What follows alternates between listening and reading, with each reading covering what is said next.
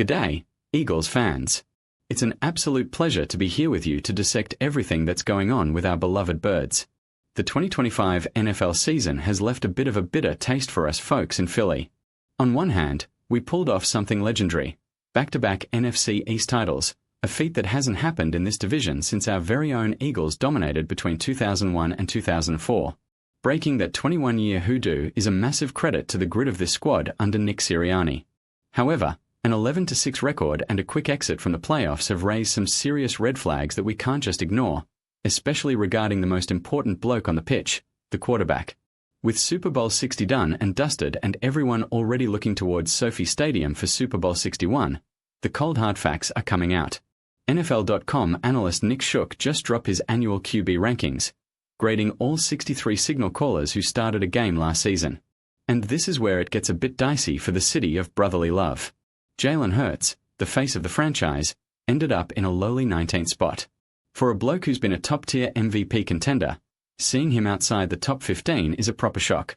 Shook reckon Hurts never looked comfortable in the 2025 offensive scheme, struggling with decision-making and costly turnovers, which eventually led to the firing of OC Kevin Patullo. But the real talk of the town is McKee. Sitting at 61st on the list, basically at the bottom of the pile, McKee saw his hype train completely derail when it mattered most. Coming out of Stanford as a 6th-round pick, he was always seen as a project with a massive frame and a cannon for an arm.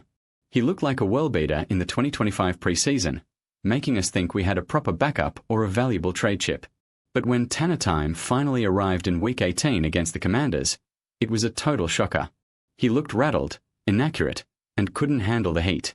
Finishing with 21 of 40 completions, 1 TD, 1 pick, and a dismal 68.9 rating was a real letdown for anyone expecting him to step up. He had 2 chances to lead a winning drive and bottled them both, proving there's a fair dinkum gap between preseason fluff and real NFL pressure. Despite being ranked near the bottom, McKee is still a hot topic in the trade rumors. There's talk of him being shipped off to the Steelers or the Dolphins.